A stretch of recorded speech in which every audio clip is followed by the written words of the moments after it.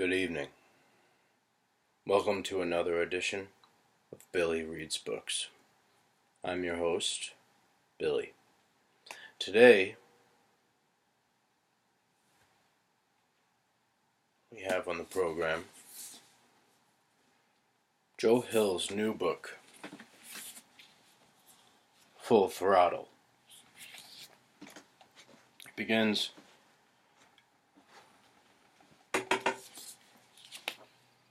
with a story that he wrote with Stephen King.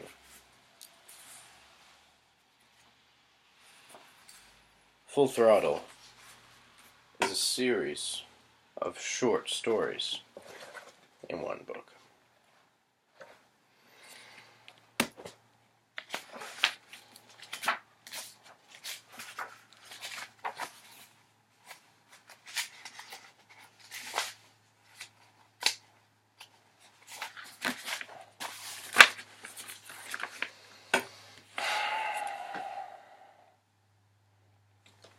Throttle with Stephen King by Joe Hill.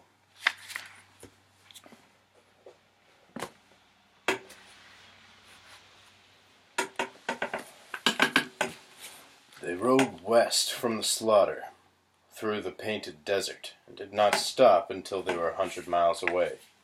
Finally, in the early afternoon, they turned in at a diner with a white stucco exterior and pumps on concrete islands out front. The overlapping thunder of their engines shook the plate glass windows as they rolled by. They drew up together among parked long-haul trucks on the west side of the building, and there they put down their kickstands and turned off their bikes. Race Adamson had led them the whole way, his Harley running sometimes as much as a quarter mile ahead of everyone else's. It had been Race's habit to ride out in front ever since he'd returned to them after 2 years in the sand. He ran so far in front, it often seemed he was daring the rest of them to try and keep up, or maybe he had a mind to simply leave them behind. He hadn't wanted to stop here, but Vince had forced him to. As the diner came into sight, Vince had throttled after Race, blown past him, and then shot his hand left in a gesture the tribe knew well. "Follow me off to the highway." The tribe let Vince's hand gesture call it, as they always did. Another thing for Race to dislike about him, probably. The kid had a pocket full of them. Race was one of the first to park, but the last to dismount. He stood astride his bike, slowly stripping off his leather riding gloves, glaring at the others from behind his mirrored sunglasses. "You ought to have a talk with your boy," Lemmy Chapman said to Vince.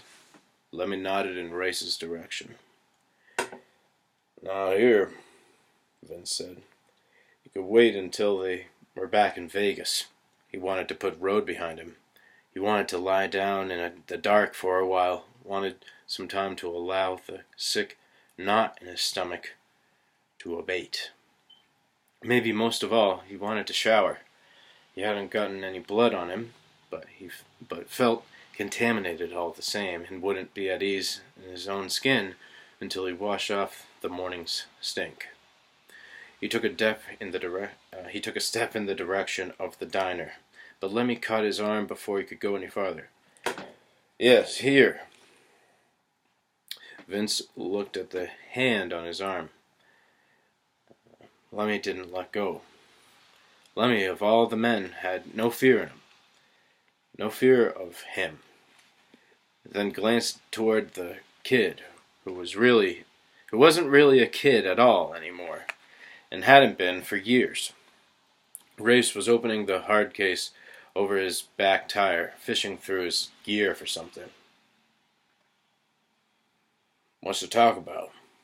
Clark's gone, so's the money. There's nothing left to do." You ought to find out if Race feels the same way. You've been assuming the two of you are on the same page, even though these days he spends 40 minutes of every hour pissed off at you. Tell you something else, boss. Race brought some of these guys in, and he got a lot of them fired up, talking about how rich they were going to get with his deal with Clark. He might not be the only one who needs to hear what's next. He glanced meaningfully at the other men. Vince noticed for the first time that they weren't drifting on toward the diner, but hanging around by their bikes, casting looks toward him and Race both, waiting for something to come to pass. Vince didn't want to talk. The thought of talk drained him. Lately, conversation with Race was like throwing a medicine ball back and forth, a lot of wearying effort, and he didn't feel up to it, not with what they were driving away from. He went anyway, because Lemmy was almost always right when it came to tribe preservation. Lemmy had been riding 6 to Vince's 12, going back to when they'd met in the Mekong Delta, and the whole world was a dinky dow. They had been on the lookout for tripwires and buried mines then. Nothing much had changed in the almost 40 years since. Vince left his bike and crossed to Race, who stood between his Harley and a parked truck, an oil hauler. Race had found what he was hunting for in the hard case of the back of his bike, a flask sloshing with what looked like tea and wasn't. He drank earlier and earlier, something else Vince didn't like. Race had a pull, wiped his mouth, held it out to Vince. Vince shook his head. Tell me, Vince said. If we pick up Route 6, Race said, we could be down in Show Low in 3 hours, assuming that pussy rice burner of yours can keep up. What's in Show Low? Clark's sister. Why would we want to see her? For the money. In case you hadn't noticed, we just got fucked out of 60 grand. And you think the sister will have it? Place to start. Let's talk about it back in Vegas. Look at our options there. How about we look at him now? You see Clark hanging up the phone when we walked in? I heard a snatch of what he was saying through the door. I think he tried to get his sister, and when he didn't, he left a message with someone who knows her. Now, why do you think he felt a pressing need to reach out and touch that tow rag as soon as he saw us all in the driveway? To say his goodbyes was Vince's theory, but he didn't tell Race that. She didn't have anything to do with this, did she? What'd she do? She make crank too? No, she's a whore. Jesus, what a family. Look who's talking, Race said. What does that mean? Vince asked. It wasn't the line that bothered him, with its implied insult, so much as Race's mirrored sunglasses, which showed a reflection of Vince himself, sunburned and with a beard full gray, looking puckered, lined, and old. Race stared down the shimmering road again. When he spoke, he didn't answer the question. 60 grand up in smoke, and you can just shrug it off. I didn't shrug everything off. That's what happened, up in smoke. Race and Dean Clark had met in Fallujah, or maybe it had been Tikrit. Clark, a medic specializing in pain management, his treatment of choice being primo dope, accompanied by generous helpings of Wyclef Jean. Race's specialties had been driving Humvees and not getting shot. The two of them had remained friends back in the world, and Clark had come to Race half a year ago with the idea of setting up a meth lab in Smith Lake. He figured 60 grand would get him started, and that he'd be making more than that per month in no time. True glass. That had been Clark's pitch.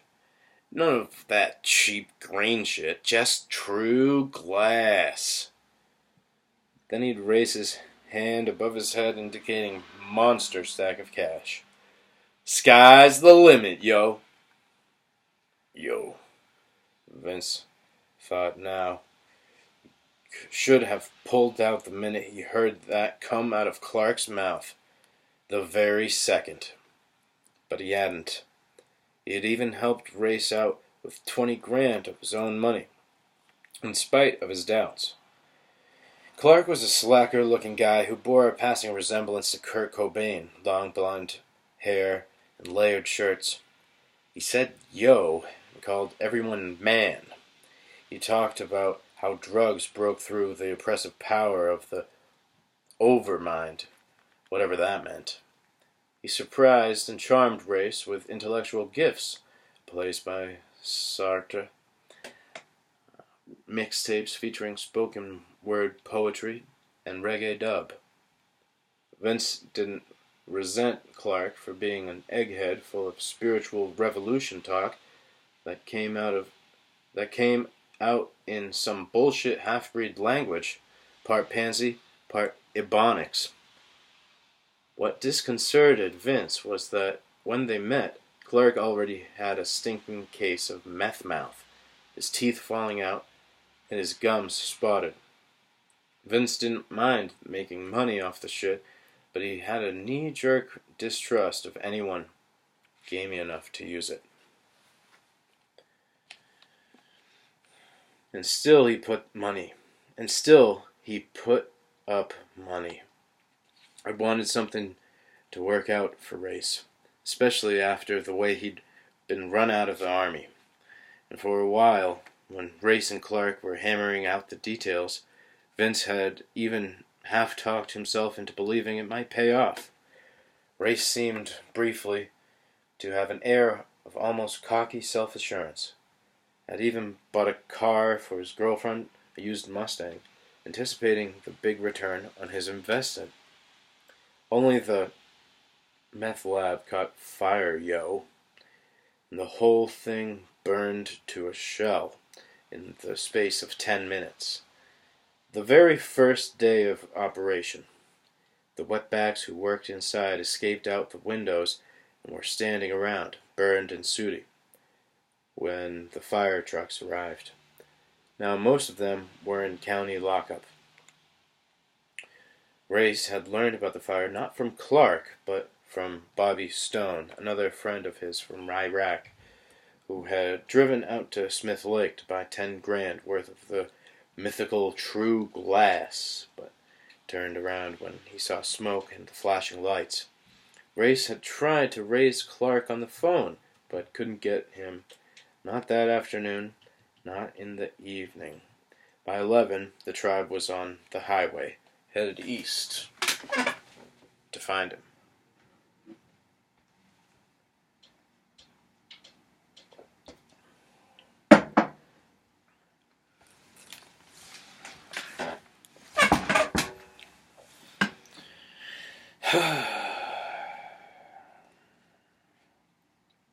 They had caught Dean Clark at his cabin in the hills, packing to go.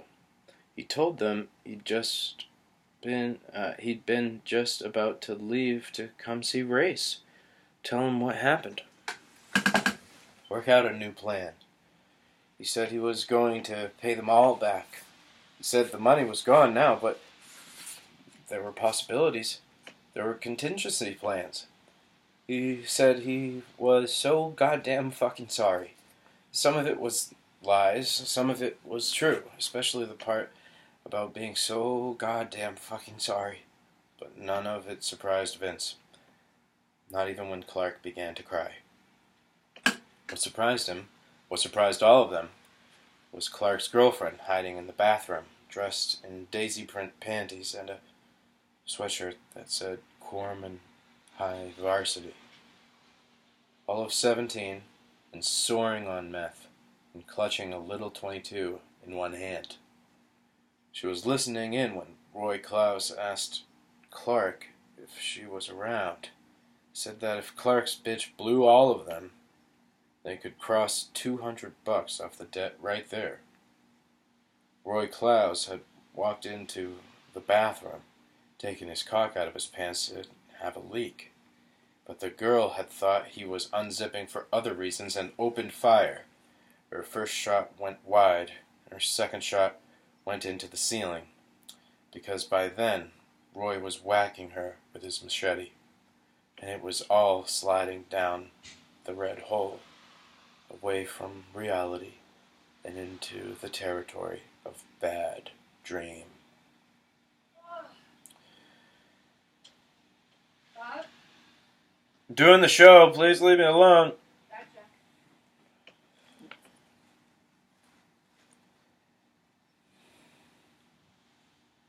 I'm sure he lost some of the money, Ray said, but he lost as much as half what we set him up with. But if you think Dean Clark put the entire 60 grand into one trailer, I can't help you. Maybe he did have some of it tucked away. I'm not saying you're wrong, but I don't see why it would wind up with the sister. Could just as easily been in a mason jar, buried somewhere in his backyard. I'm not going to pick on some pathetic hooker for fun. If we find out she's suddenly coming to money, that's a different story. I was 6 months setting up this deal. I'm not the only one with a lot riding on it. Okay, let's talk about how to make it right in Vegas. This isn't going to make anything right. Riding is. His sister is in show low today, but when she finds out her brother and her little honey got painted all over their ranch, you want to keep your voice down, Vince said. Lemmy watched them with his arms folded across his chest, a few feet to Vince's left, but ready to move if he had to get between them. The others stood in groups of 2 and 3, bristly and road dirty, wearing leather jackets or denim vests with the gang's patch on them, a skull in an Indian headdress above the legend, "The Tribe. Live on the road, die on the road." They had always been the tribe. They had always been the tribe. Always, though none of them were Indian, except for Peaches, who claimed to be half Cherokee, except when he felt like saying he was half Spaniard or half Inca. Doc said he could be half Eskimo and half Viking if he wanted. Still added up to all retard. "The money is gone," Vince said to his son. "The 6 months, too. See it." His son stood there, the muscles bunched in his jaw, not speaking. But his knuckles went white on the flask in his right hand. Looking at him now, Vince was struck with a sudden image of Race at the age of 6, face just as dusty as it was now, tooling around the gravel driveway on his green big wheel, making reviving noises down in his throat, making revving noises down in his throat. Vince and Mary had laughed and laughed, mostly at the screwed-up look of intensity on their son's face. The kindergarten road warrior. He couldn't find the humor on it now. Not 2 hours after Race had split a man's head open with a shovel. Race had always been fast and had always been the first to catch up to Clark when he tried to run. Race had always been fast and had been the first to catch up to Clark when he tried to run, in the confusion after the girl started shooting. Maybe he hadn't meant to kill him. Race had only hit him the once. Vince opened his mouth to say something more, but there was nothing more. He turned away, started toward the diner. He hadn't gone 3 steps, though, when he heard a bottle explode behind him. He turned and saw that Race had thrown the flask down to the side of the oil rig, had thrown it exactly in the place Vince had been standing only 5 seconds before, throwing it at Vince's shadow, maybe. Whiskey and chunks of glass dribbled down the battered oil tank. Vince glanced up at the side of the tanker and twitched involuntarily at what he saw there. There was a word stenciled on the side, and for an instant he thought it said "slaughterin'." But no, it was Laughlin. What Vince knew about Freud could be summed up in less than 20 words. Dainty little white beard, cigar, thought kids wanted to fuck their parents, but you didn't need to know much psychology to recognize a guilty subconscious at work. Vince would have laughed if not for what he saw next.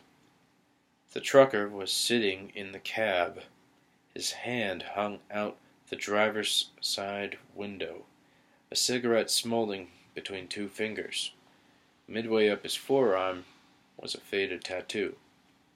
Death before dishonor, which made him a vet, something Vince noted in a distracted sort of way and immediately filed away, perhaps for later consideration, perhaps not. He tried to think what the guy might have heard, measure the danger, figure out if there was a pressing need to haul Laughlin from his truck and straighten him out about a thing or two. Vince was still considering it when the semi rumbled to noisy, stinking life. Laughlin pitched his ciggy onto the parking lot and released the air brakes. The stacks belched black diesel smoke, and the truck began to roll, tires crunching gravel. As the tanker moved off, Vince let out a slow breath and felt the tension begin to drain away. He doubted if the guy had heard anything. And what did it matter if he had? No one with any sense would want to get involved in their shithole. Laughlin must have realized he'd been caught listening in and decided to get while the getting was good. By the time the 18-wheeler eased out onto the two-lane highway, Vince had already turned away, rushing through his crew and making for the diner. It was almost an hour before he saw the truck again. Vince went to piss. His bladder had been killing him for going on 30 miles. And on his return, he passed by the others, sitting in two booths. They were quiet, almost no sound from them at all, aside from the scrape of forks on plates and the clink of glasses being set down. Only Peaches was talking, and that was to himself. Peaches spoke in a whisper and occasionally seemed to flinch, as if surrounded by a cloud of imaginary midgets. A dismal, unsettling habit of his. The rest of them occupied their own interior spaces, not seeing one another, staring inwardly at who knew what instead. Some of them were probably seeing the bathroom after Roy Klaus had finished chopping up the girl. Others might be remembering Clark's face down in the dirt beyond the back door, his ass in the air, his pants full of shit, and the steel-bladed shovel planted in his skull, the handle sticking in the air. Then there were probably a few wondering if they would be home in time for American Gladiators, and whether the lottery tickets they had bought yesterday were winners. It had been different on the way down to see Clark. Better. The tribe had stopped just after sunup, at a diner much like this, and while the mood had not been festive, there had been plenty of bullshit and a certain amount of predictable yucks to go with the coffee and donuts. Doc had sat in one booth, doing the crossword puzzle, others seated around him, looking over his shoulder and ribbing one another about what an honor it was to sit with a man of such education. Doc had done time, like most of the rest of them, and had gold tooth in his mouth in place of one that had been whacked out by a cop's nightstick a few years before. But he wore bifocals and had lean, almost patrician features, and read the paper and knew things, like the capital of Kenya and the players in the War of the Roses. Roy Clowes took a sidelong look at Doc's puzzle and said, "What I need is a crossword with questions about fixing bikes and cruising pussy. Like, what's a four-letter word for what do I do for what I do to your mama, Doc?" I could answer that one. Doc frowned. "I'd say repulse, but that's 7 letters, so I guess my answer would have to be gall." "Gall?" Roy asked, scratching his head. "That's right. You gall her. Means you show up and she wants to spit." "Yeah, that's what pissed me off about her, 'cause I've been trying to train her to swaller while I gall her." All the men just about fell off their stools laughing. They'd been laughing just as hard the next booth over, where Peaches was trying to tell him about why he got his nuts clipped. What sold me on it was when I saw that I'd only ever have to pay for one vasectomy, which is not something you can say about abortion. There's theoretically no limit there, none. Every jizwad is a potential budget buster. You don't recognize that until you had to pay for a couple of scrapes and begin to think there might be a better use for your money. Also, relationships aren't ever the same after you have to flush Junior down the toilet. They just aren't. Voice of experience right here. Peaches didn't need jokes. He was funny enough just saying what was on his mind. Now Vince moved past the cord out red bunch and took a stool on the counter next to Lemmy. "What do you think they ought to do about that shit when we get to Vegas?" Vince asked.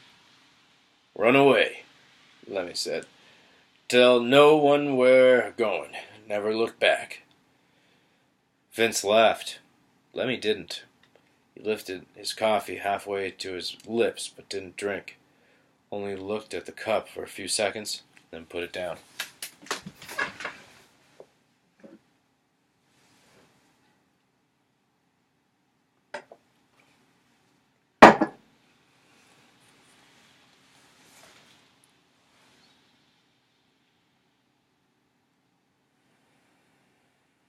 Something wrong with that? Excuse me. Something wrong with that? Vince asked. "It ain't the coffee that's wrong." You aren't going to tell me you're serious about taking off, are you?" We wouldn't be the only ones, buddy," Lemmy said. "What Roy did to that girl in the bathroom?" "She almost shot him," Vince said, voice low so no one could hear. "She wasn't but 17, Vince did not reply. Anyway, no reply was expected.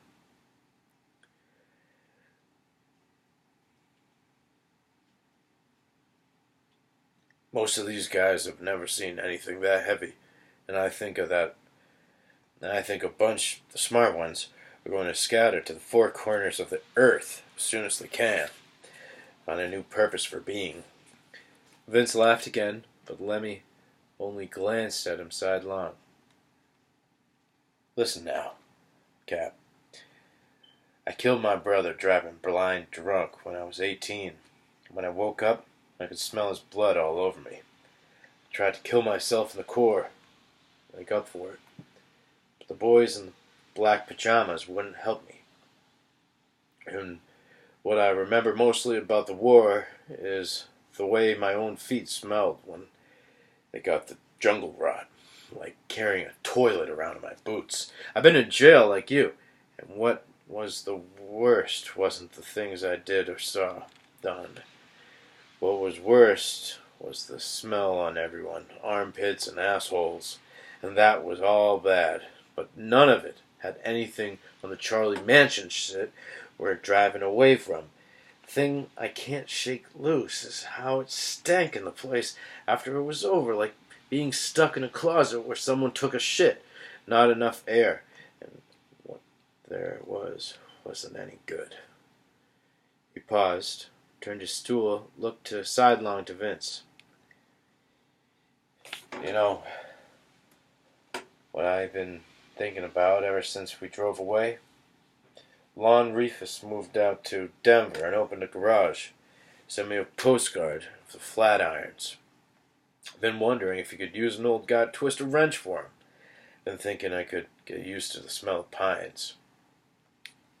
He was quiet again, then shifted his gaze to the other men, their boots. The half that doesn't talk, the half that doesn't take a walk, will be looking to get back what they lost, one way or another. And you don't want any part of what they're going to do, part of how they're going to do it. Because there's going to be more of this crazy meth shit. This is just beginning. The toll booth where you get on the turnpike. There's too much money in it to quit.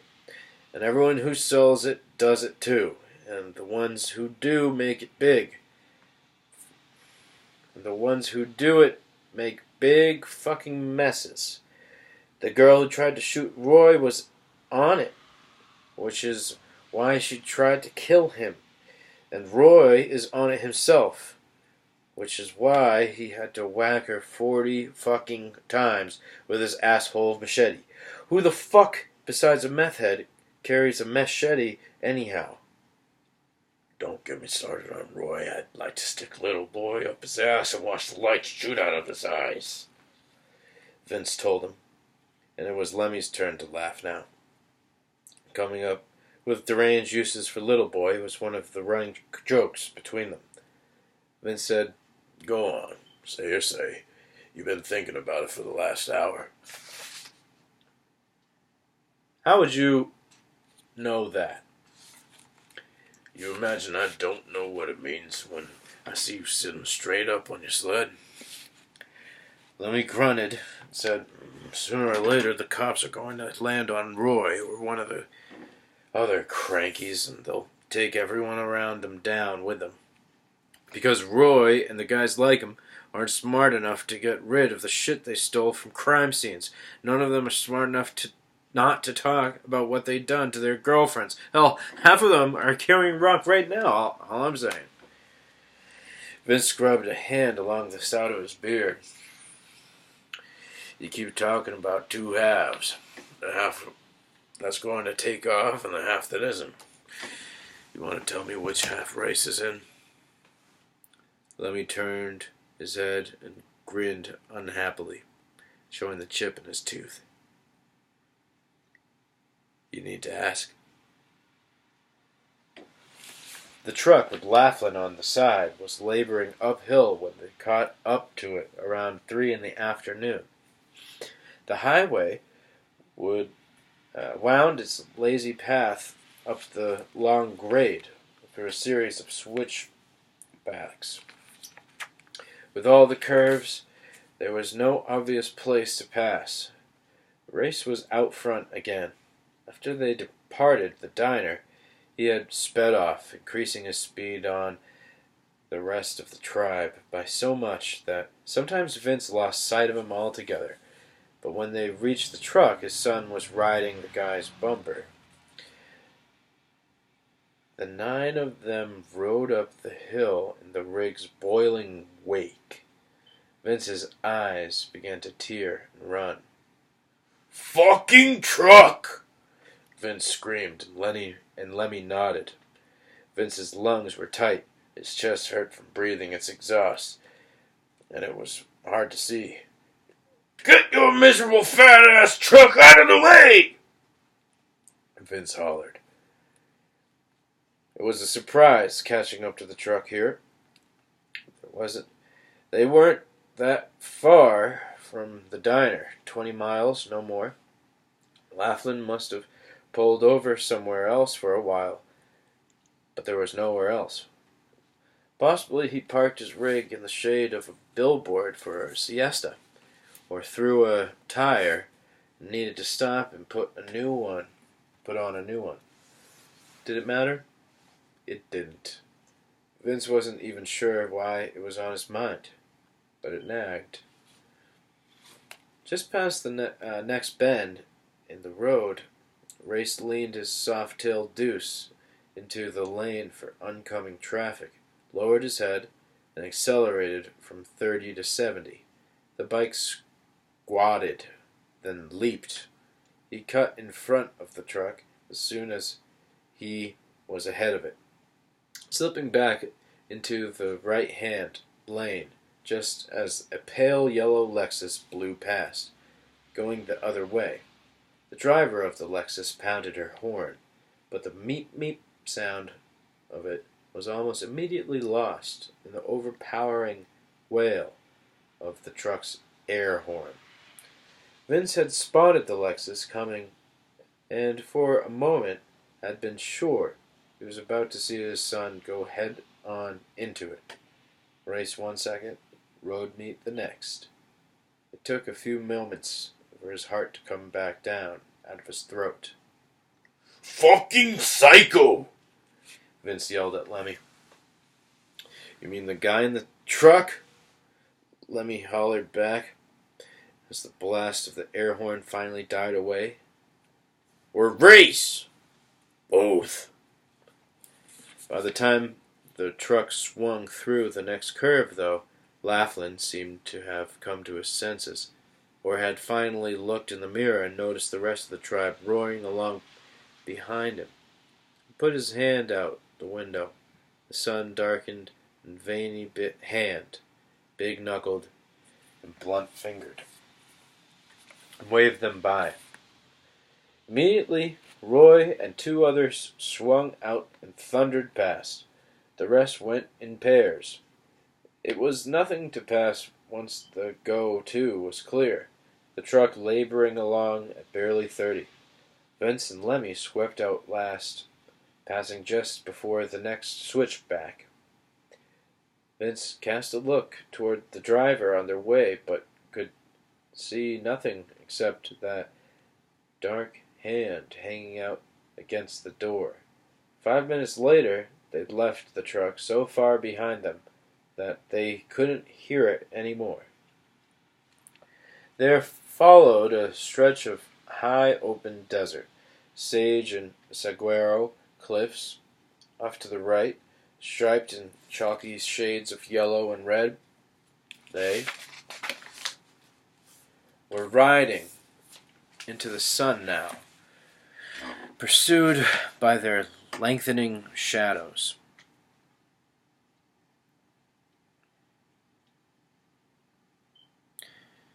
Houses and a few trailers whipped by as they blew through a sorry excuse for a township. The bikes were strung out across almost half a mile, with Vince and Lemmy riding close to the back. But not far beyond the town, Vince saw the rest of the tribe bunched up at the side of the road, just before a four-way intersection, the crossing for Route 6. Beyond the intersection, to the west, the highway they'd been following was torn down to dirt. A diamond-shaped orange sign read, "Construction, next 20 miles. Be prepared to stop." In the distance, Vince could see dump trucks and a grader. Men worked in clouds of red smoke, the clay stirred up and drifting across the tableland. He hadn't known there would be road work here, because they hadn't come this way. It had been Race's suggestion to return by the back roads, which had suited Vince fine. Driving away from a double homicide, it seemed like a good idea to keep a low profile. Of course, that wasn't why Race had suggested it. What? Vince said, slowing and putting his foot down, as if he didn't already know. Race pointed away from the construction down Route 6. We go south on 6, we can pick up I-40. And so low, Vince said. Why does that not surprise me? It was Roy Clowes who spoke next. He jerked a thumb toward the dump trucks. Bitch, a lot better than doing 5 an hour through this shit for 20 miles. No, thank you.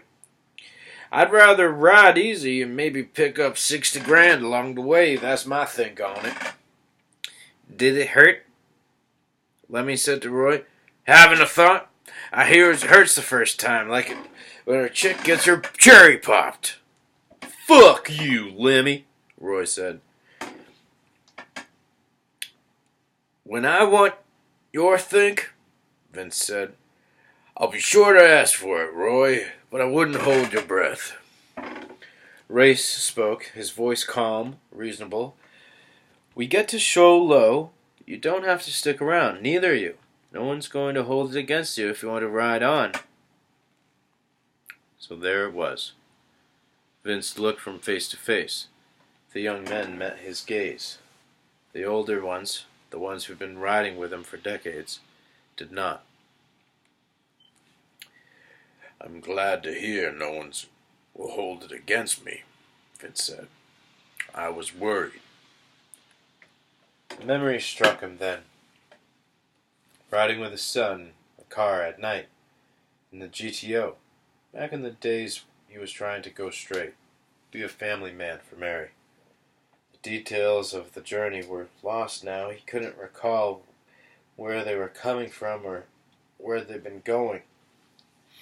What he remembered was looking into the rearview mirror at his 10-year-old's dusty, sullen face.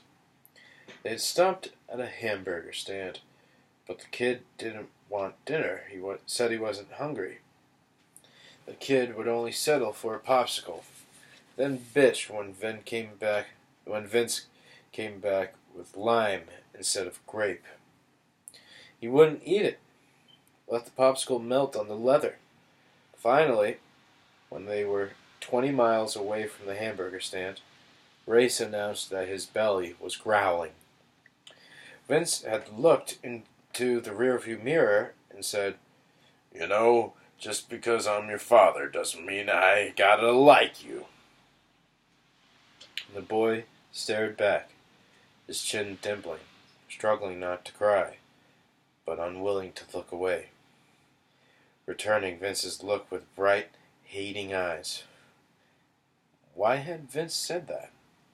The notion crossed his mind that if he'd known some other way to talk to Race, there would have been no Fallujah and no dishonorable discharge for ditching his squad, taking off in a Humvee while mortars fell.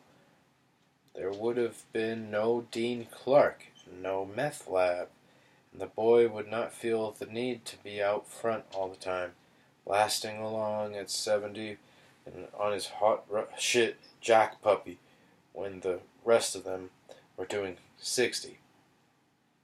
It was him the kid was trying to leave behind. He'd been trying to all his life. He'd been trying all his life. Vince squinted back the way they'd come. And there was that goddamn truck again. He could see it through the trembling waves of heat on the road, so it seemed half mirage, with its towering stacks and silver grill, Laughlin, or slaughterin', if you were feeling Freudian. Vince frowned, distracted for a moment, wondering again how they'd been able to catch up to and pass a guy who had almost an hour's lead on them. When Doc spoke, his voice was almost shy with apology. Might be the best thing to do, boss. Sure would beat 20 miles of dirt path. Well, I wouldn't want to get you all dirty. Well, I wouldn't want any of you to get dirty, Vince said. Then he pushed away from the side of the road, throttled up, and turned left onto 6, leading them away towards Show Low. Behind him, in the distance, he could hear the truck changing gears, the roar of the engine climbing in volume and force, whining faintly as it thundered across the plain. The country was red and yellow stone, and they saw no one on the narrow two-lane road. There was no breakdown lane. They crested a rise and then began to descend into a canyon slot, following the road as it wound steadily lower. To the left was a battered guardrail, and to the right was an almost sheer face of rock.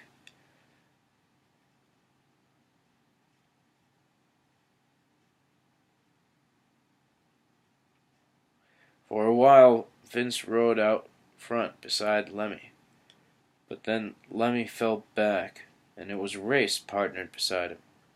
The father and the son riding side by side, the wind rippling Race's movie star black hair back from his brow.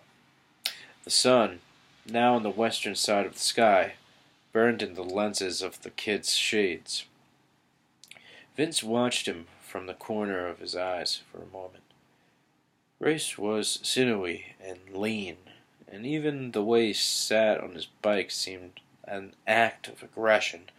How he slung it around the curves, tilting to a 45-degree angle over the blacktop. Vince envied him his natural athletic grace, and yet at the same time, somehow Race managed to make riding a motorcycle look like work.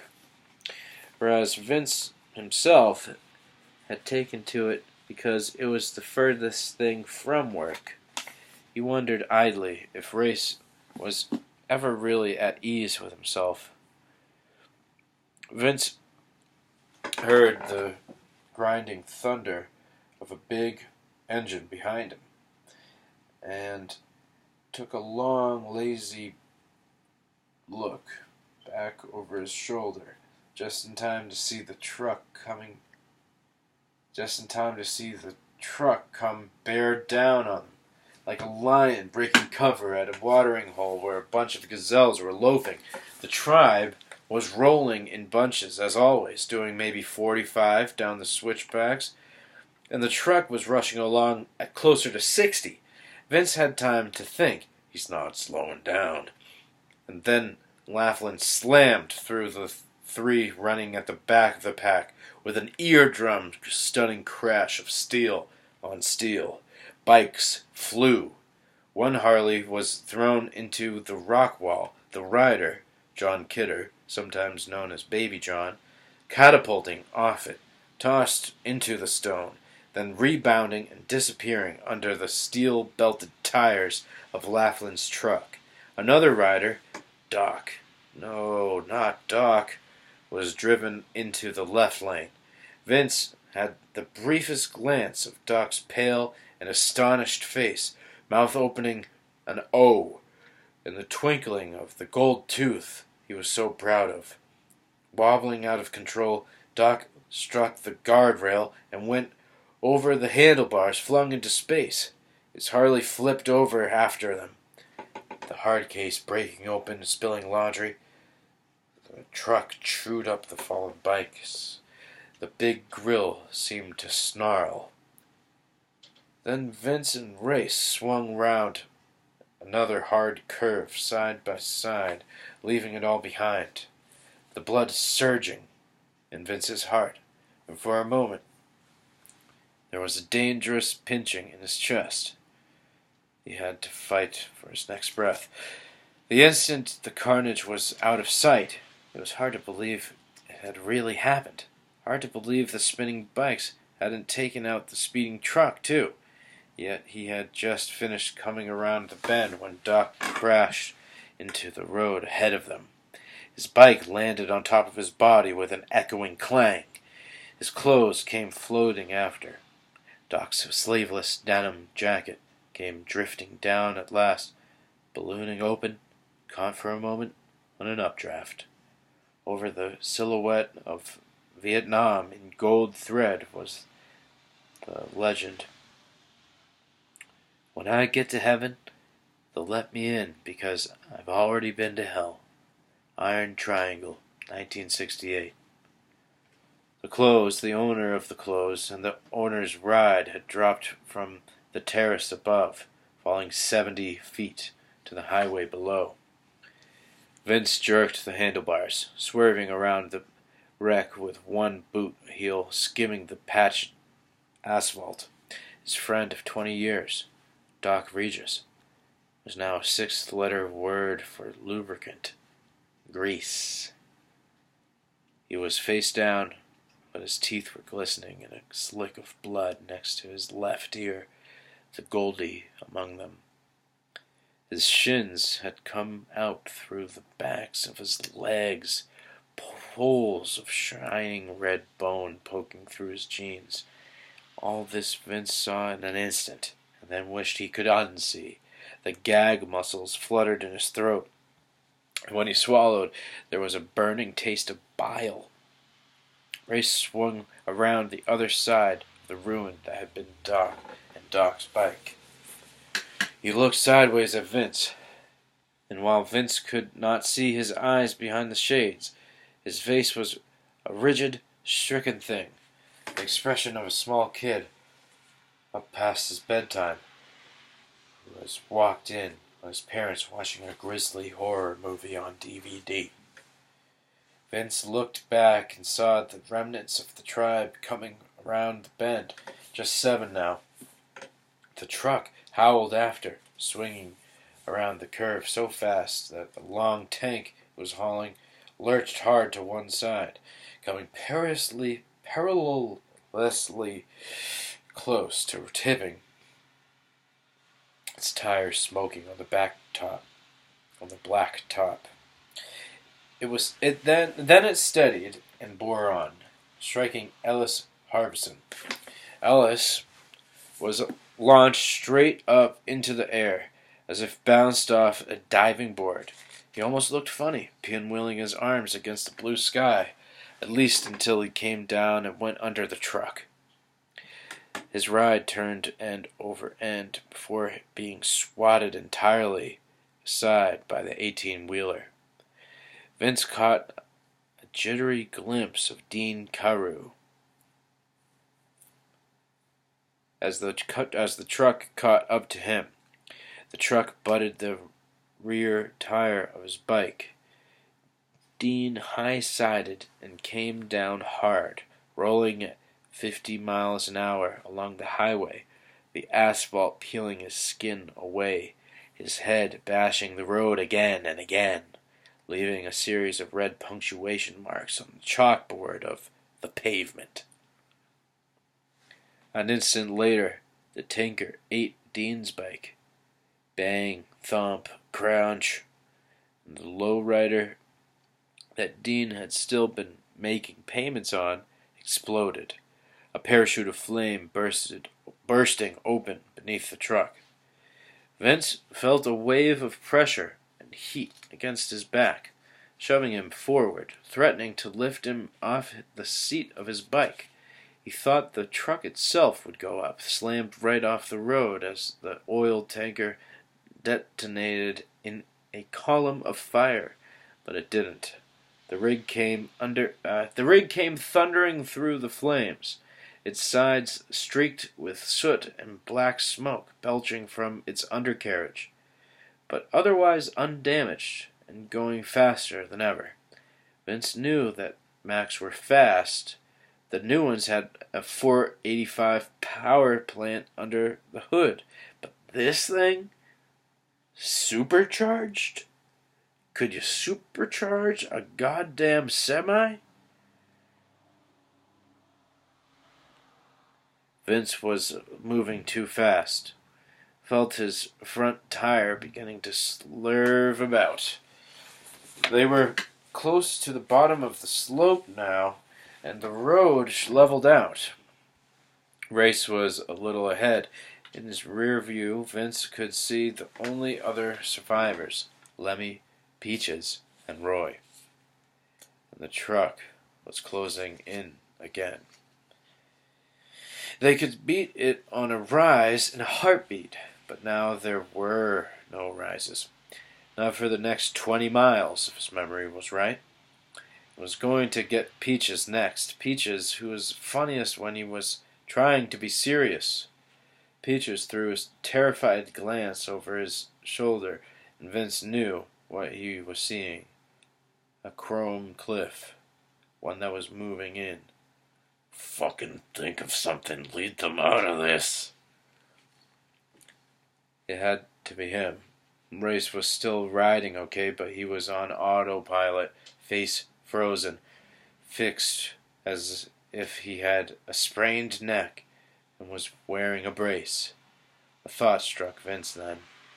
Terrible, but curiously certain that this was how Race had looked that day in Fallujah, that he drove away from the men in his squad while the mortar rounds dropped around them. Peaches put on a burst of speed and gained a little on the truck.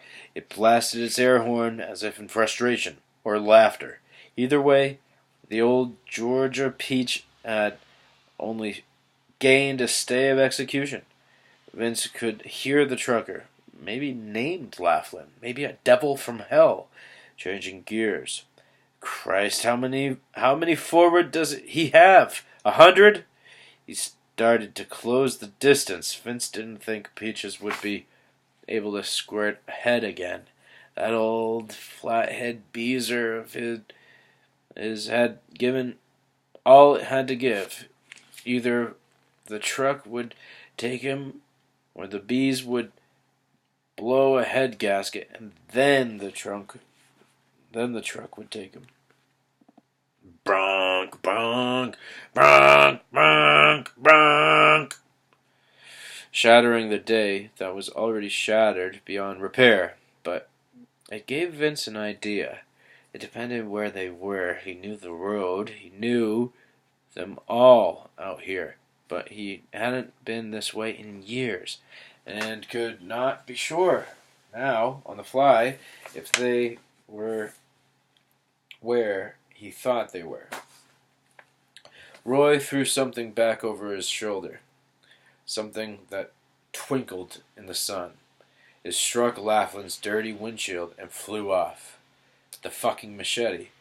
The truck bellowed on, blowing double streams of black smoke. The driver laying on the horn again. Bronk, bronk, bronk, bronk, bronk, bronk, bronk. In blast that sounded weirdly like Morse. If only, Lord, if only. And yes, up ahead was a sign so filthy it was only barely possible to read it. Kumba 2. Kumba. Goddamn Kumba. A played out little mining town on the side of a hill. A place where there were maybe 5 slots and one old geezer selling Navajo blankets made in Laos. 2 miles wasn't much time when we're already doing 80. This would have to be quick, and there would be just one chance. The others made fun of Vince's sled, but only Race's ridicule had a keen edge to it. The bike was a rebuilt Kawasaki Vulcan 800 with Cobra pipes and a custom seat. Red as leather. Let's stop it. Go out of here. No. Any time here. Stop. Go out of here, Mom. I don't have time for this. Billy, I need to stop that beep in the basement. I don't know about the beep in the basement. I don't know. Remember? Let me just do this. Billy, go to bed. It's 11:30. It's not 11. It's 11:30. It's not that. It's what? It's 11:30. It's gonna beep all night. I'm trying to. What? I don't know about the beeping. I will go to bed. Wash up and brush and go to bed.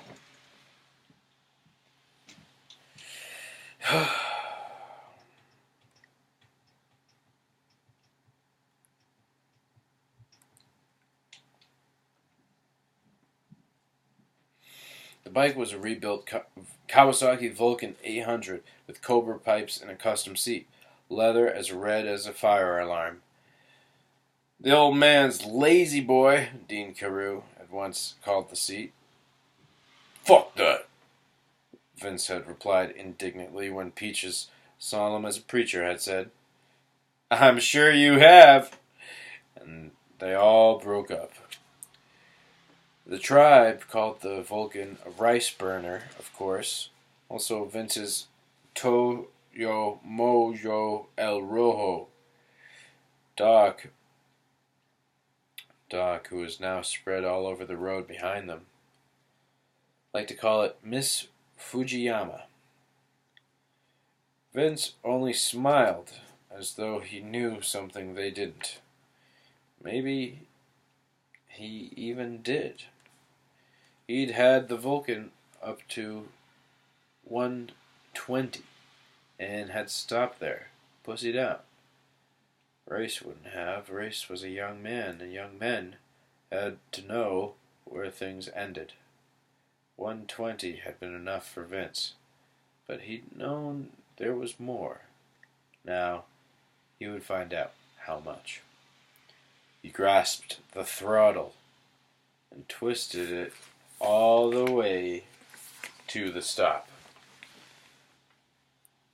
The Vulcan responded not with a snarl, but a cry, and almost tore out from under him.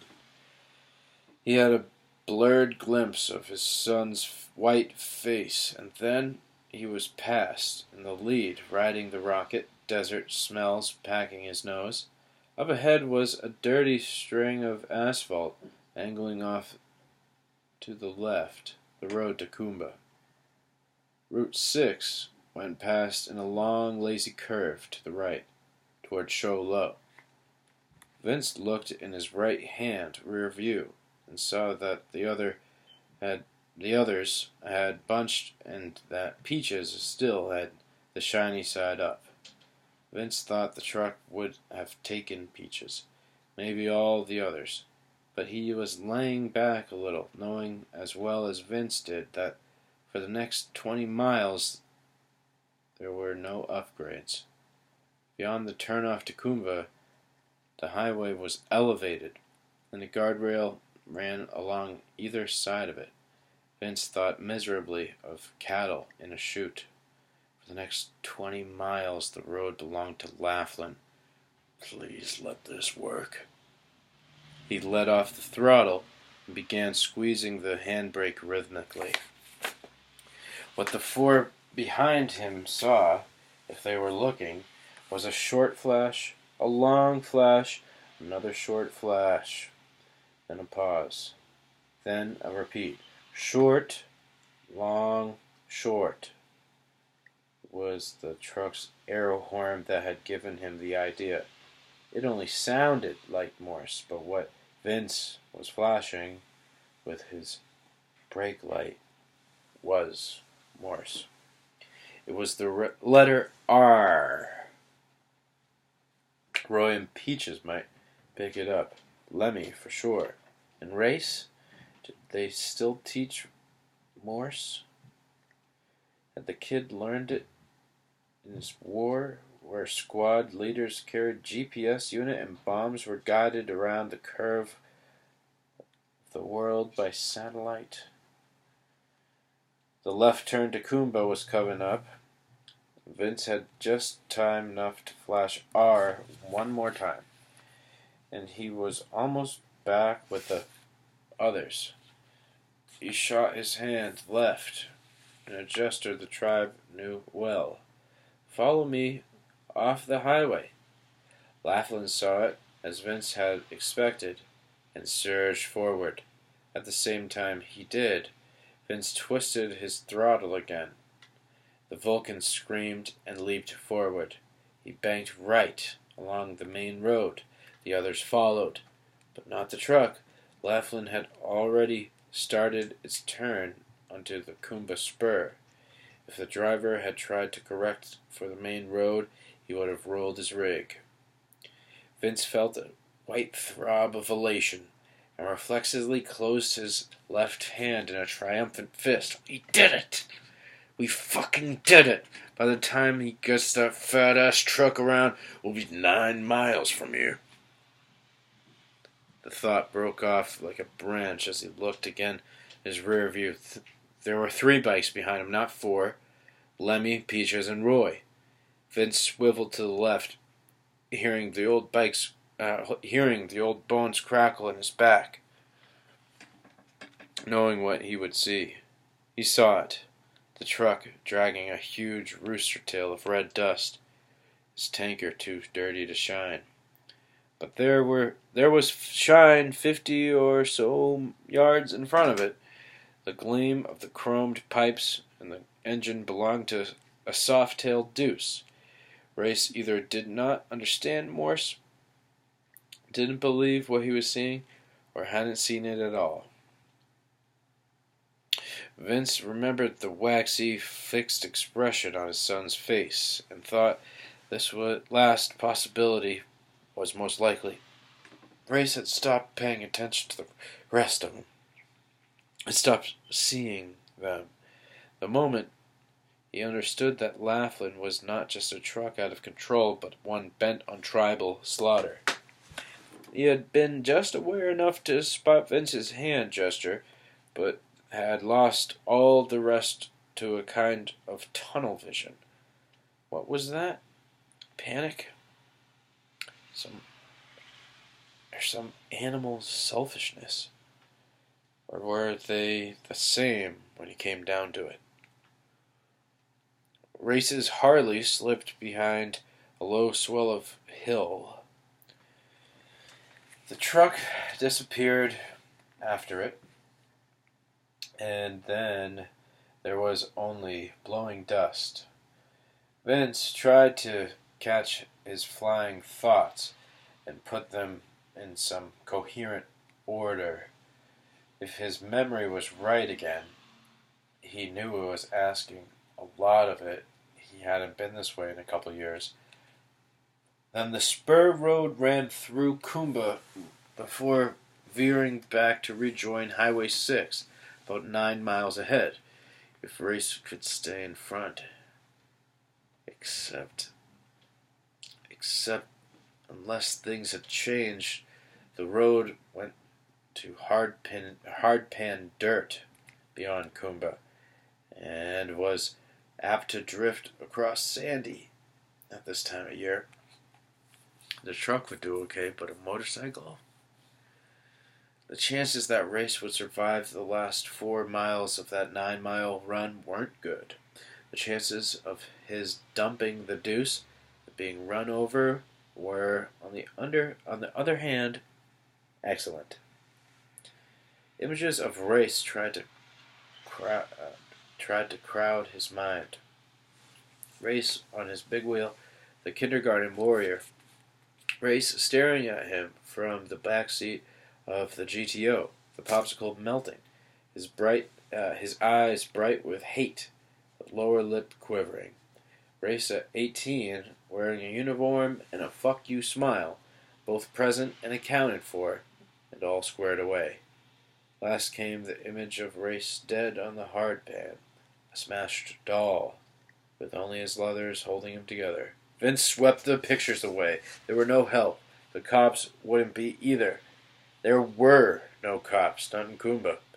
Someone seeing the semi chasing the bike might call the state police, but the closest statey was apt to be in Show Low, drinking Java and eating pie and flirting with the waitress while Travis Tritt played on the rockola.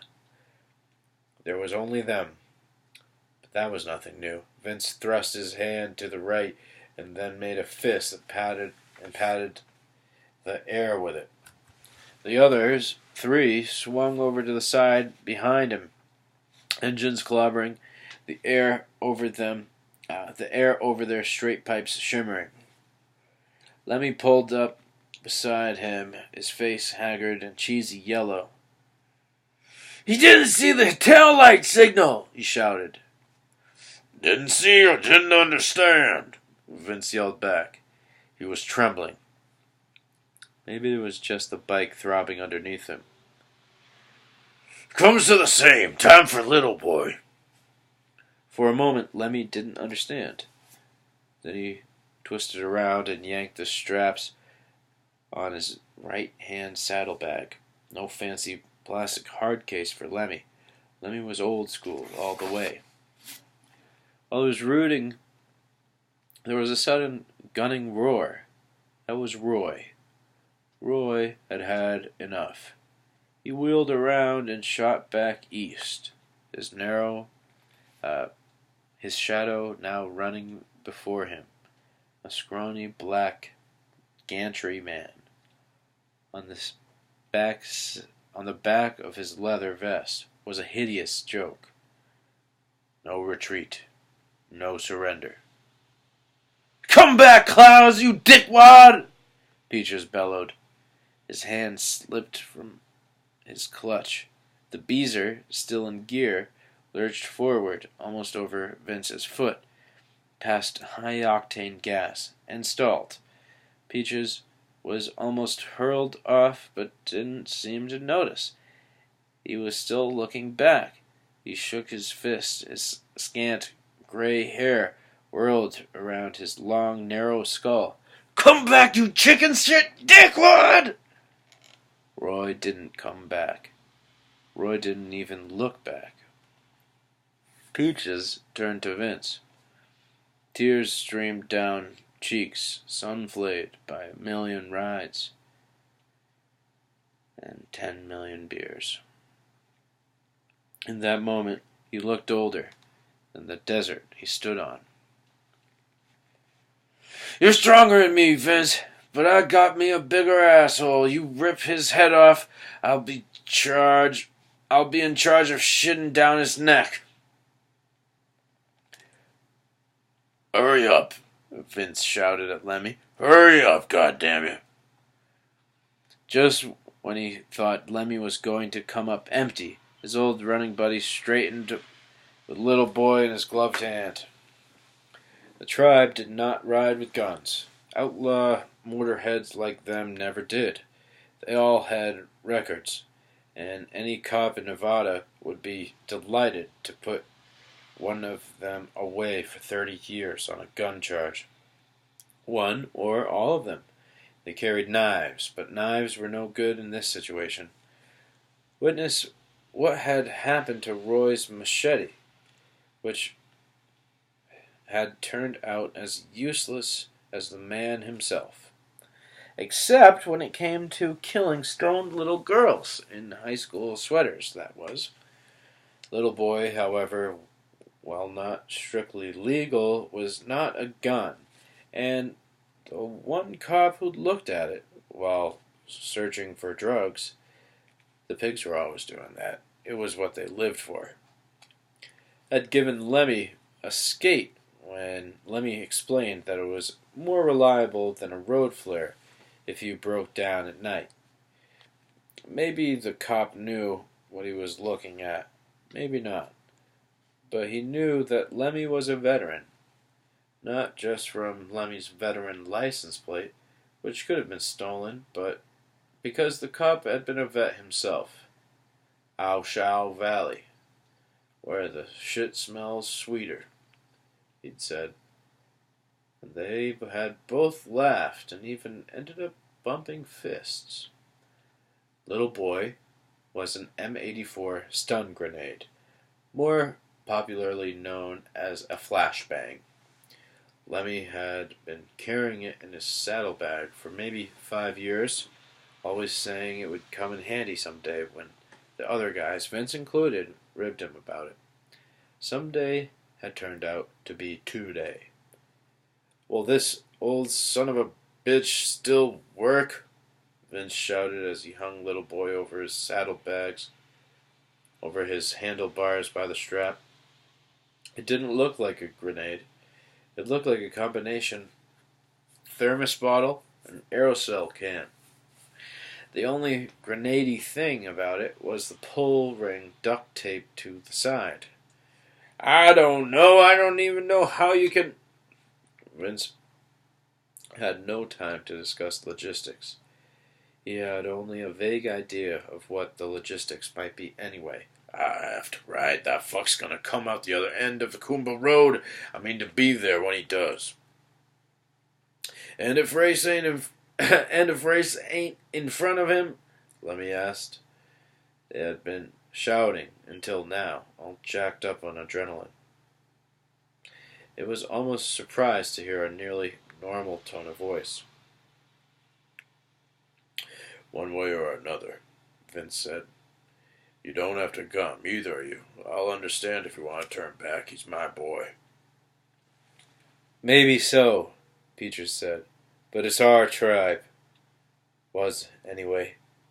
He jumped down on the Beezer's kick, and the hot engine rumbled to life.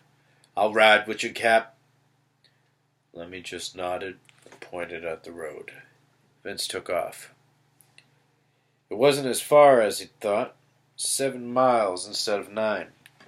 They met no cars or trucks. The road was deserted. Traffic may be avoiding it because of the construction back the way they'd come. Vince snapped constant glances to the left. For a while, he saw red dust rising, the truck dragging half the desert along in its slipstream. Then he lost sight even of its dust, the Coomba spur dropping well out of view behind hills with eroded, chalky sides. Little boy swung back and forth on its strap. Army surplus. Will this old son of a bitch still work? He'd asked Lemmy, and now realized he could have asked the same question of himself. How long since he'd been tested this way, running dead out, throttle to the max? How long since the whole world came down to only 2 choices, live pretty or die laughing? And how had his own son, who looked so cool in his new leathers and his mirrored sunglasses, missed such an elementary equation? Live pretty or die laughing, but you don't run. You don't fucking run. Maybe the little boy would work, maybe it wouldn't, but Vince knew he was going to take his shot, and it made him giddy. If the guy wasn't buttoned up in his cab, it was a lost cause in any case. But he hadn't been buttoned up back at the diner. Back there, his hand had been lolling out against the side of the truck. And later, hadn't he waved them ahead from the same open window? Sure he had. 7 miles, 5 minutes, give or take. Long enough for a lot of memories of his son, whose father had taught him to change oil, but never to bait a hook, to gap plugs, but never how you told a coin from the Denver Mint from one that had been struck in San Francisco.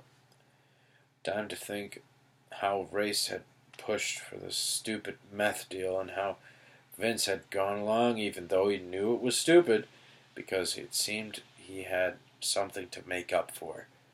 Only the time for makeup calls was past, and Vince tore along at 85, bending as low as he could to cut the wind resistant.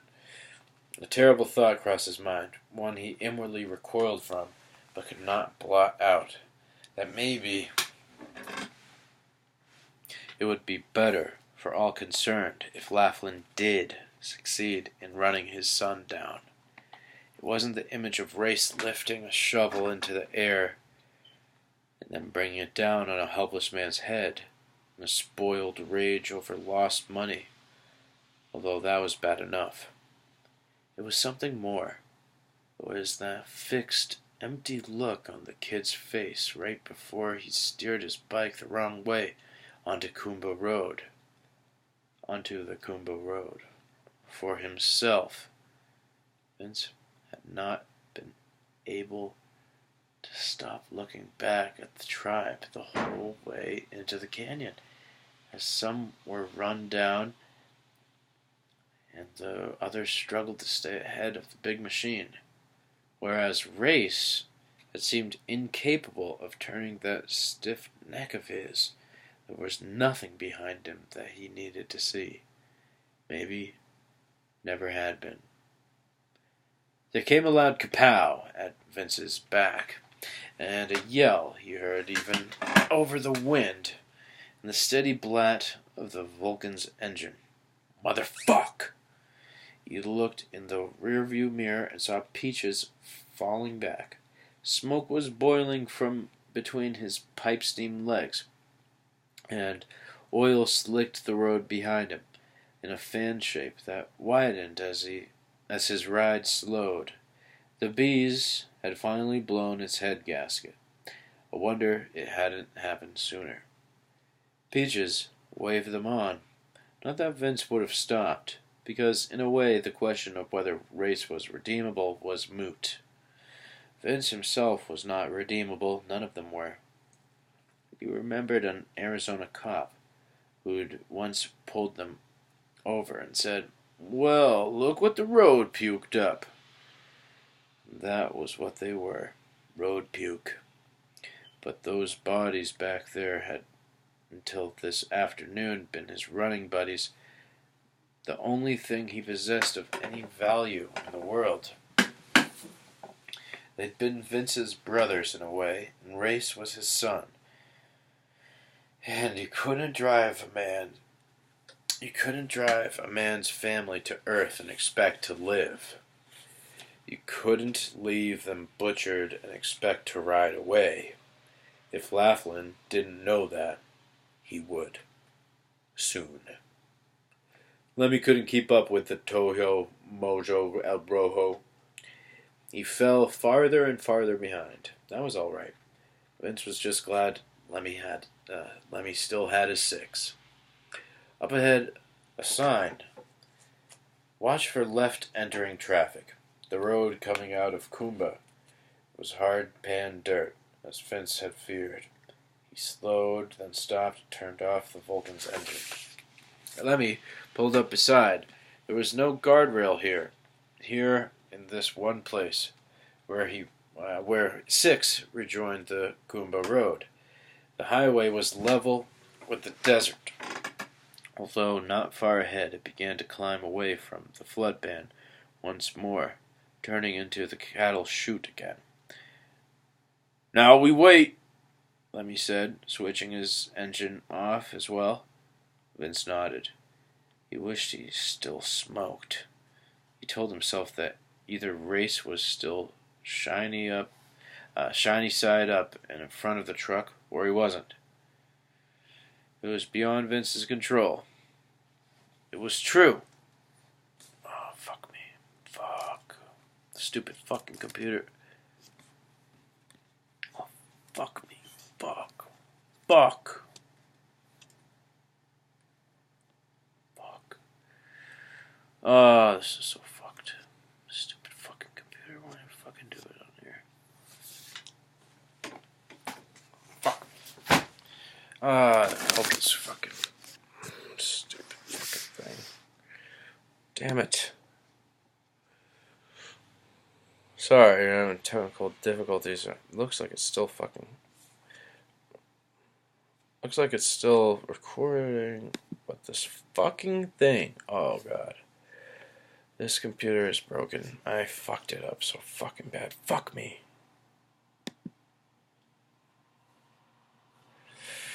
Stupid fuck. Okay. There's that. X that out. Okay, and there we go. Still with me? Okay. Oh, almost. And boop. Ah! Almost there, guys.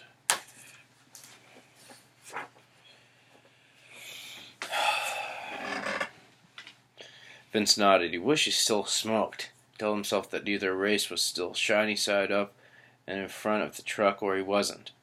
It was beyond Vince's control. It was true, but it didn't help. Maybe he'll find a place to turn off in Kumba, Lemmy said. An alley or something where trucks can't go. I don't think so. Kumba's nothing. A gas station and maybe a couple of houses all stuck together on the side of a fucking hill. That's bad road, at least for race. No easy way off it. He didn't even try to tell Lemmy about Race's blank, locked-down expression, a look that said he wasn't seeing anything except the road right in front of his bike. Goomba would be a blur, a flash that he registered only after it was behind him. Maybe, Lemmy began, but Vince held up his hand, silencing him. They cocked their heads to the left. They heard the truck first, and Vince felt his heart sink. Then, buried in its roar, the bellow of another motor. There was no mistaking the distinctive blast of a Harley running full out. "He made it!" Lemmy yelled, and raised his hand for a high five. Vincent wouldn't give it. Bad luck. And besides, the kid still had to make the turn onto 6. If it was going to dump, it would be there. A minute ticked by. The sound of engines grew louder. A second minute, and now the two men could see dust rising over the nearest hills. Then, in a notch between the two closest hills, they saw a flash of sun on chrome. There was just time to glimpse Race, but almost flat over his handlebars, hair streaming out behind, and then he was gone again. An instant after he disappeared, surely no more, the truck flashed through the notch, stacks shooting smoke. Laughlin, on the side, was no longer visible. It had been buried beneath a layer of dust. Vince hit the Vulcan's starter. The engine bammed to life. He gunned the throttle, and the frame vibrated. "Look, Cap," Lemmy said. Vince opened his mouth to reply. But in that moment, emotion, intense and unexpected, choked off his wind. So instead of speaking, he gave Lemmy a brief, grateful nod before taking off. Lemmy followed. As always, Lemmy had his 6. Vince's mind turned into a computer, trying to figure speed versus distance. It had to be timed just right. He rolled toward the intersection at 50, dropped to 40, then twisted the throttle again as Race appeared. The bike swerving around a tumbleweed, actually going airborne for a couple bumps. The truck was no more than 30 feet behind. When Race neared the Y, where the Kumba bypass once more joined the road again, the main road, he slowed. He had to slow. The instant he did, Laughlin vaulted forward, eating the distance between them. "Damn that motherfuck!" Vince screamed, knowing that Race couldn't hear over the bellow of the truck. He screamed it again anyway. "Damn that motherfuck! Don't you slam down!"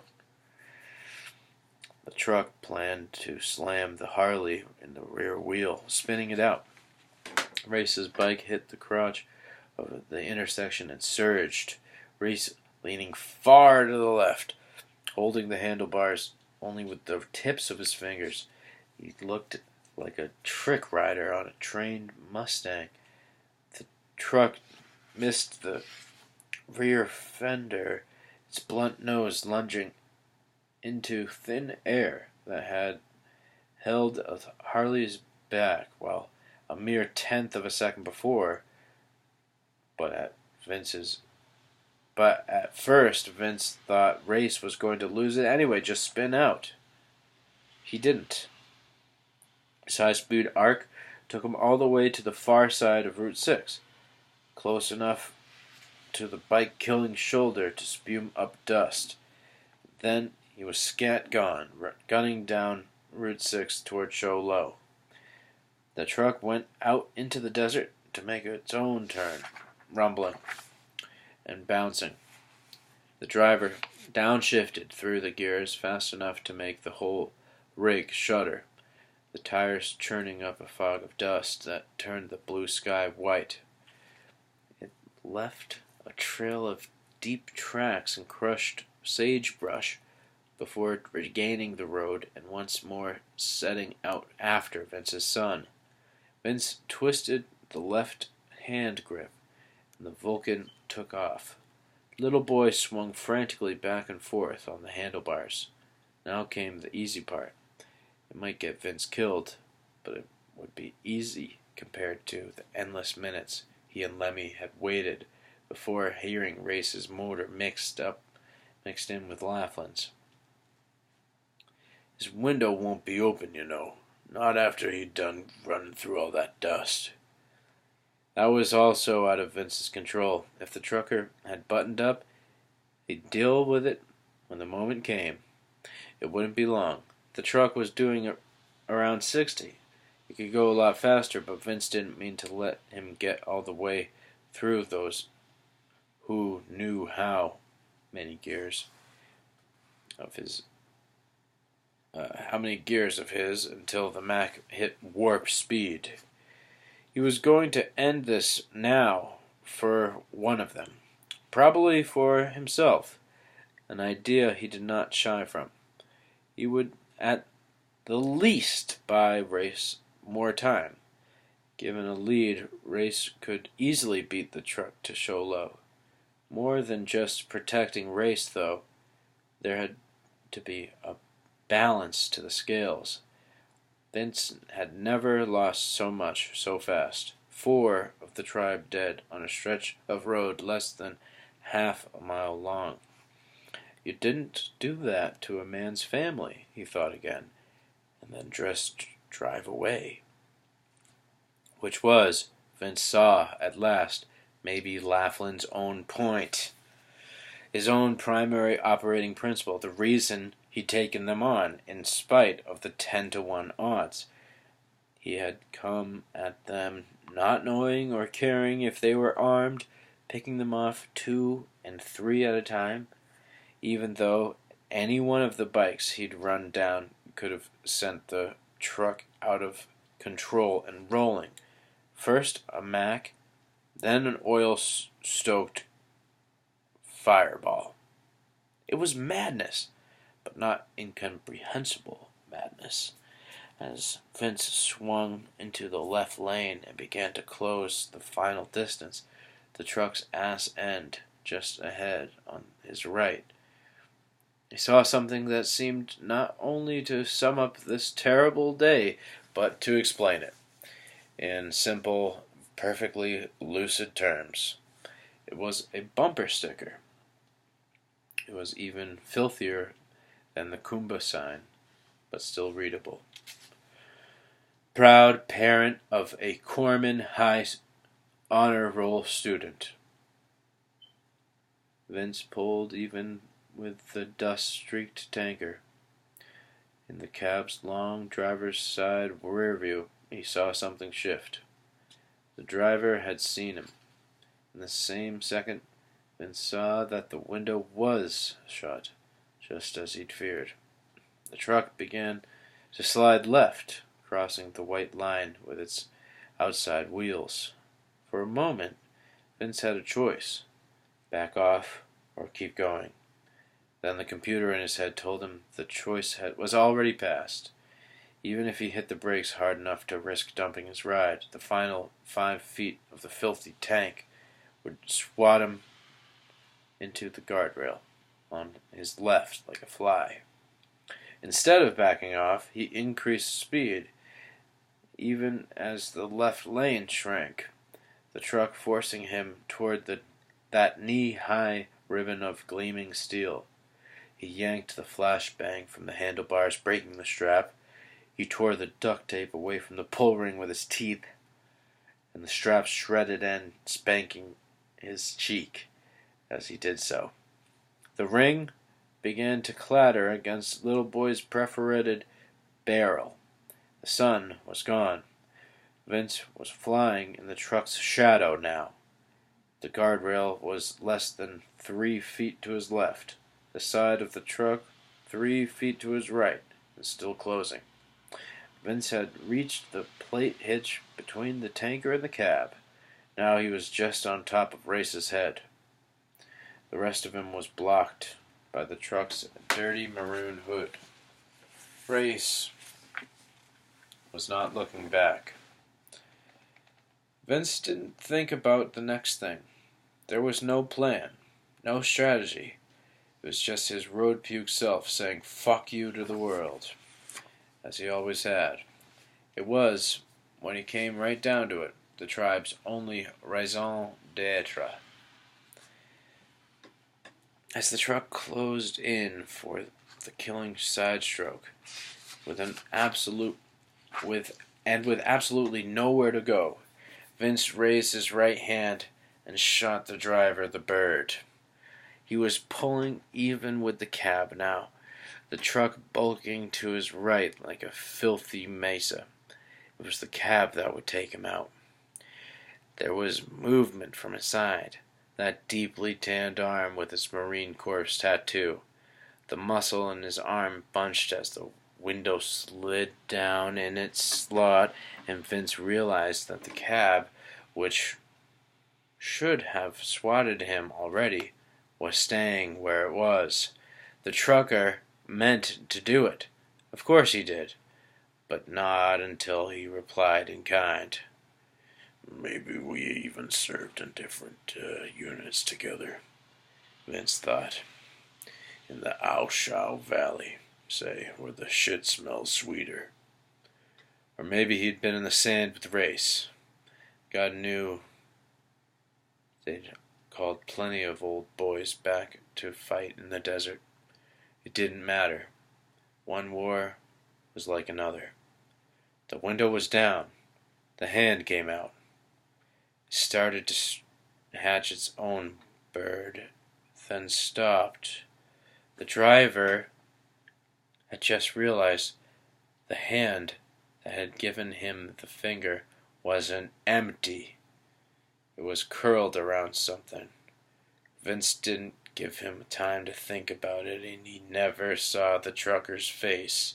All he saw was the tattoo. Death before dishonor. A good thought. And how often did you get a chance to give someone exactly what he wanted?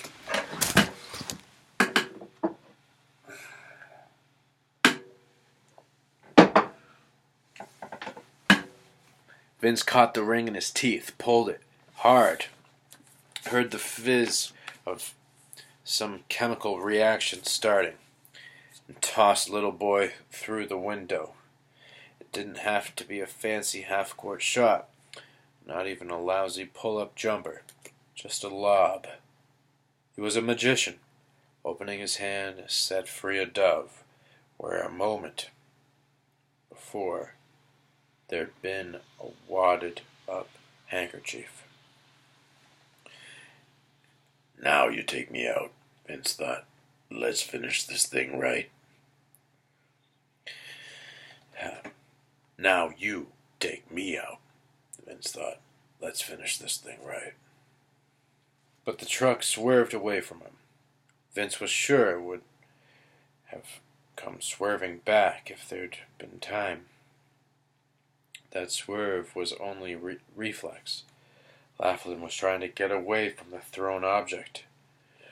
But it was enough to save his life, because Little Boy did its thing before the driver could course correct and drive Vince Adamson off the road.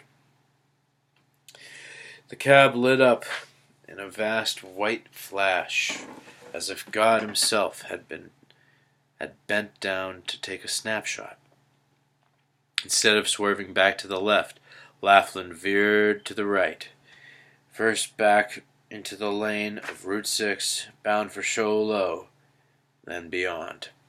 The tractor flayed the guardrail on the right-hand side of the road, striking up a sheet of copper sparks. A shower of fire, 1,000 Catherine wheels going off at once. Vince thought madly of July 4th. Race, a child again, sitting in his lap, to watch the rocket's red glare, bombs bursting in air, sky flares shining in his child's delighted, inky eyes. Then the truck crunched through the guardrail, shredding it as if it was tinfoil. Laughlin nosed over a 20-foot embankment into a ravine filled with sand and tumbleweeds. The wheels caught. The truck slewed. The big tanker rammed forward into the back of the cab. Vince had shot beyond that point before he could brake to a stop, but Lemmy saw it. Saw the cab and the tanker form a V and then split apart. Saw the tanker roll first and the cab a second or two after. Saw the tanker burst open and then blow. It went up in a fireball and a greasy pillar of black smoke. The cab rolled past it over and over, the cube shape turning into a senseless crumble of maroon that sparked hot shards of sun where bare metal had split out in prongs and hooks.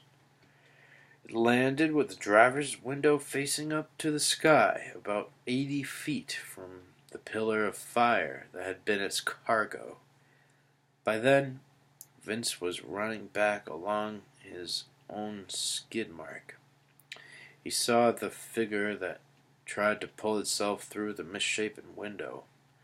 The face turned toward him, except there was no face, only a mask of blood. The driver emerged to the waist before collapsing back inside. One tanned arm, the one with the tattoo, stuck up like a submarine's periscope. The hand dangled limp on the wrist. Vince stopped at Lemmy's bike, gasping for breath. For a moment, he thought he was going to pass out, but he leaned over, put his hands on his knees, and presently felt a little better. "You got him, Cap." Lemmy's voice was hoarse with emotion. "You got him, Cap." "We'd better make sure," Vince said. Although the stiff periscope arm, the hand dangling limp, the end of it suggested that would just be a formality. "Why not? I gotta take a piss anyway." "You're not pissing on him, dead or alive," Vince said. There was an approaching roar. Race's Harley. He pulled up in a showy skid stop, killed the engine, and got off. His face, although dusty, glowed with delight and triumph. Vince hadn't seen Race look that way since he was a kid at 12. He'd won a dirt track race and a quarter midget Vince had built for him. A yellow torpedo with a souped-up Briggs & Stratton engine. Race had come leaping from the cockpit with the exact expression on his face right after taking the checkered flag. He threw his arms around Vince and hugged him. "You did it! You did it, Dad! You cooked his fucking ass!" For a moment, Vince allowed the hug. Because it had been so long. Because this was his spoiled son's better angel. Everybody had one, even at his age. And after all he'd seen, Vince believed that. So for a moment he allowed the hug, and relished the warmth of his son's body, and promised himself he would remember it. Then he pushed his hands against Race's chest and pushed him away. Hard. Race stumbled backward on his custom snakeskin boots, the expression of love and triumph fading. No, not fading. Merging. Becoming the look Vince had come to know so well. Distrust and dislike. "Quit, why don't you?" That's not dislike, it never was. No, not dislike. Hate, bright and glowing. All squared away, sir, and fuck you. What was her name? Vince asked. What? Her name, John. He hadn't called Race by his actual name in years, and there was no one but them to hear it now. Lemmy was sliding down the soft earth of the embankment toward the crushed metal ball that had been Laughlin's cab, letting them have this tender father-son moment in privacy. What's wrong with you? Pure scorn. But when Vince reached out and tore off those fucking mirror shades, he saw the truth in John Race Adamson's eyes. He knew what this was about. Vince was coming in 5 by, as they used to say in Nam. Did they still say that in Iraq, he wondered, or had it gone the way of Morse code? What do you want to do now, John? Go on to Solo, rouse Clark's sister for money that isn't there? It could be there. It could be there. Sulking now, Race gathered himself. It is there. I know Clark. He trusted that whore. And the tribe? Just what? Forget them. Dean and Ellis and the others. Doc? They're dead. He eyed his father. Too slow. Most of them too old. You too, the cool eyes said. Lemmy was on his way back, his boots puffing up dust. He had something in his hand. What was her name? Vince repeated. Clark's girlfriend. What was her name? Fuck's it matter? Race paused then, struggling to win Vince back, his expression coming as close as it ever did to bleeding. Jesus, leave it. Why don't you? We won. We showed him. You knew Clark. Knew him in Fallujah. Knew him back here in the world. You were tight. If you knew him, you knew her. What was her name? Janie? Joni? Something like that? Vince slapped him. Race blinked, startled. Dropped for a moment back to 10 years old. But just for a moment. In another instant the hating look was back, a sick, curdled glare. He heard us talking in there, in the diner parking lot, the trucker. Vince said, patiently, as if speaking to a child this young man had once been. The young man he risked his life to save. But that had been instinct. And he wouldn't have changed it. It was one good thing in all this horror, this filth. Not that he'd been the only one operating on filial instinct. He knew he couldn't take us. He knew he couldn't take us there, but he couldn't let us go either. So he waited, bided his time, let us get ahead of him. I have no fucking clue what you're talking about. Very forceful. Only Race was lying, and they both knew it. He knew the road, and went after us, and when the terrain favored him, like any good soldier.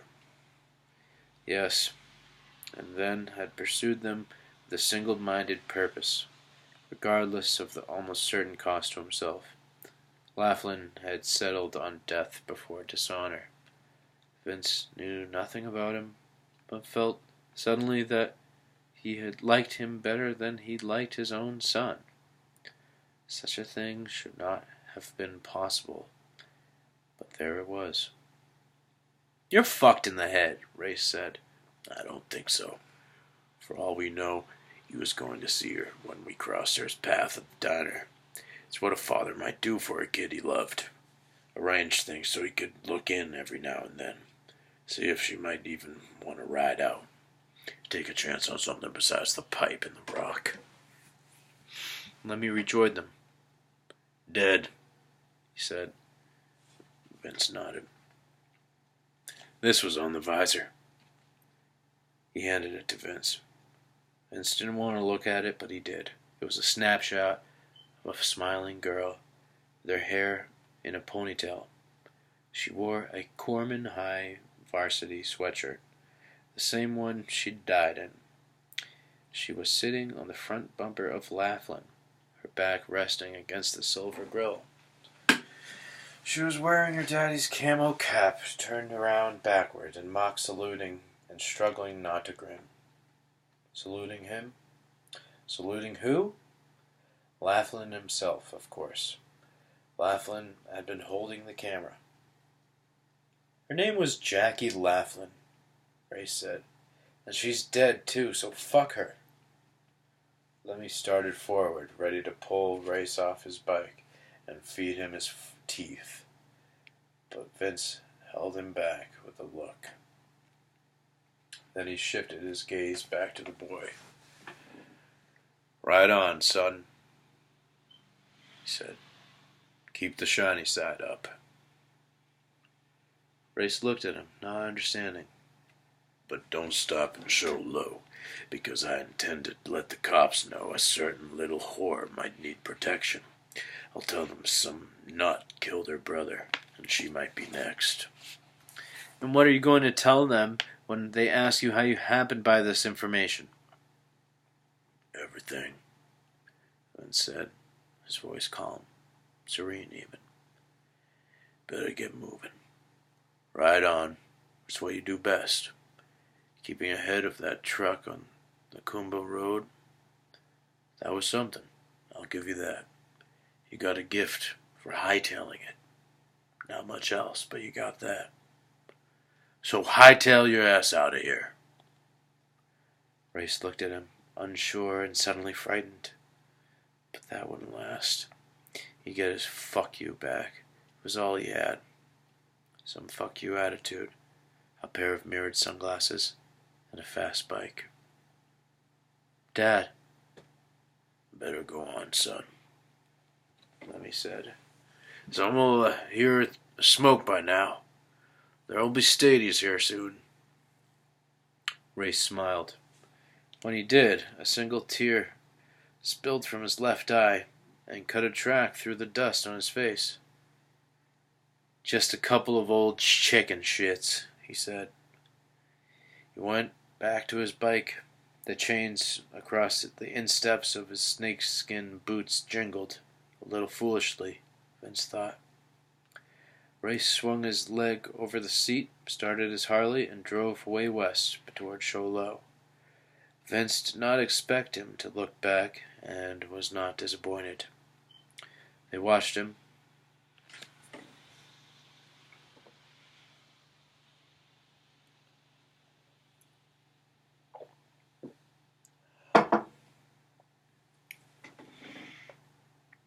After a while, Lemmy said, You want to go, Cap? No place to go, man. I think I might just sit here for a bit. Side of the road. Well, Lemmy said, if you want, I guess I could sit some myself. They went to the side of the road and sat down cross-legged like old Indians with no blankets to sell, and watched the tanker burn in the desert, piling black oil smoke into the blue, unforgiving sky. Some of it drifted back their way, reeking and greasy. We can move, if Vince said, if you mind the smell. Lemmy tipped his head back and inhaled deeply like a man considering a bouquet of a pricier wine. No, I don't mind it. Smells like Vietnam. Vince nodded. Makes me think of them old days, Lemmy said, when we were almost as fast as we believed we were. Vince nodded again. Lived pretty. Yep. Or died laughing. They said nothing more after that. Just sat there, waiting. Vince with the girl's picture in his hand. Every once in a while, he glanced at it, turning it in the sun, considering how young she looked and how happy. But mostly, he watched the fire. That was in the book. That was the last line. Well, I want to thank you for joining me on another exciting edition of Billy Reads Books. This is first story in a series of short stories in this here book called Full Throttle. That was the short story called Throttle. And Joe Hill, very wonderful writer. This is great. Working my way through that. You should really check out Lock and Key. That's where I first heard about him. Man, that series is fucking amazing. Okay. Netflix picked it up. They're gonna make a fucking series about it. Well, look here. Catch you on the flip-flop. See you next week. And then we get the fucking mouse to go over to the stop sign. Stop. Fucking. I need a new mouse. I need a whole new computer, actually. I need a lot of things. Yeah. Oh, almost had it there. Almost. Oh. Almost had it. Nope. No, it's not gonna happen. You got it. Have a good night.